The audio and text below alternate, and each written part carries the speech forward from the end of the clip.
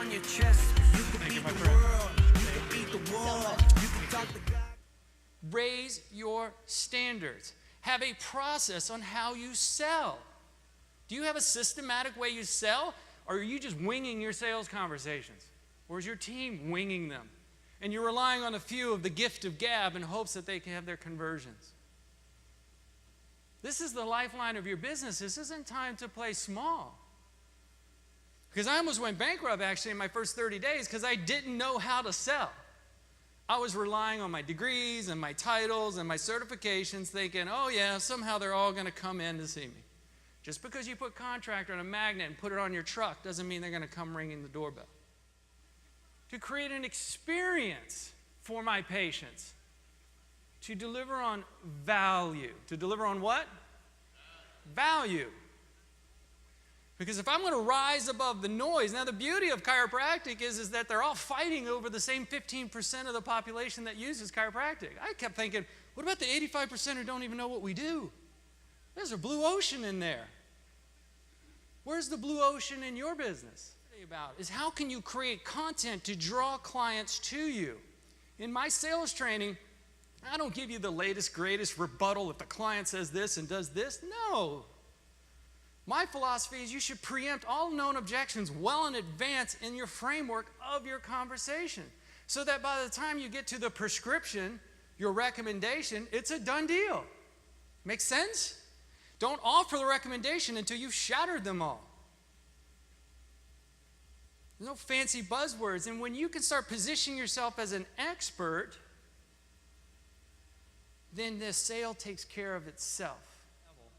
So when you set that goal, you have to ask yourself, what are my goals asking me to become? Who do I need to become to make them possible? You have to look at your daily habits and your patterns, and are they supporting your success? I knew that if I wanted to compete in the Ironman, I had to make some sacrifices. What sacrifices are you willing to make to get the result? That means I had to say no to happy hour with friends. That I couldn't stay out late on Friday night because I knew I was getting up to train on Saturday morning at 6 a.m. or 5 in the morning to go for a bike ride. That I had to clean out my pantry of all the junk food because that wasn't going to fuel performance. It would only bog you down. What are the things that are bogging you down? What are the things right now that you should be eliminating in your daily activities and your habits? It's not just so much as what to do that's on your to-do list. It's what are the things that you should no longer be doing. And in that moment, I ran across that finish line, I felt no pain. And it's when I learned in that moment what we're capable of. In that moments of pain, when you just feel like giving up, don't lower the bar, raise the bar. Raise your efforts.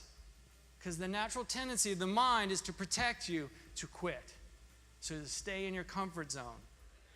I can't tell you how many people that were inspired through all of us that were training for these triathlons in this community, because we just grew. It started with a few of us, and then all of a sudden there was like 20, 30 of us. We had a whole club over a period of time. And it never ceases to amaze me how many people get stuck in planning.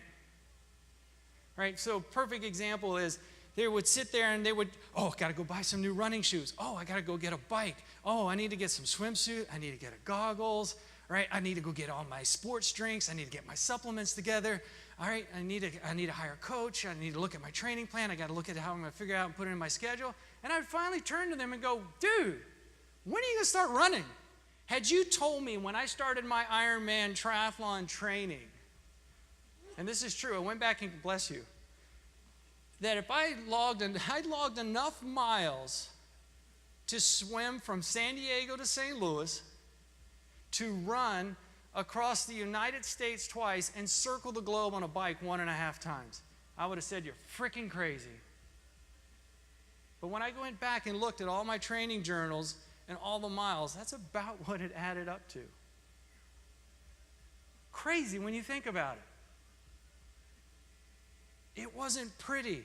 And there were times I had to go do it in the cold and had to do it in the rain and do it when I was the only one who showed up at the gym and there was no one else in the pool. Everyone sees the success and what it looks like on the outside, but many aren't willing to do the work that it takes to get there. That when you are going for your Ironman goals, don't forget what's important and what you're doing them for. And share in the success with those that you love and involve them in the process. And most of all, enjoy the journey. It's the journey that brings out the Ironman in you. It's not the destination. Happiness isn't out there. It's here in this moment when you decide to have it and you decide to want it. Remember what's most important, and everything else is just stuff. Remember your customers. Raise the bar on contractors around the world and their perceptions, because the competition is so low, it makes it easy for you to rise on the top when you do the right thing, when you do it ethically and you do it right.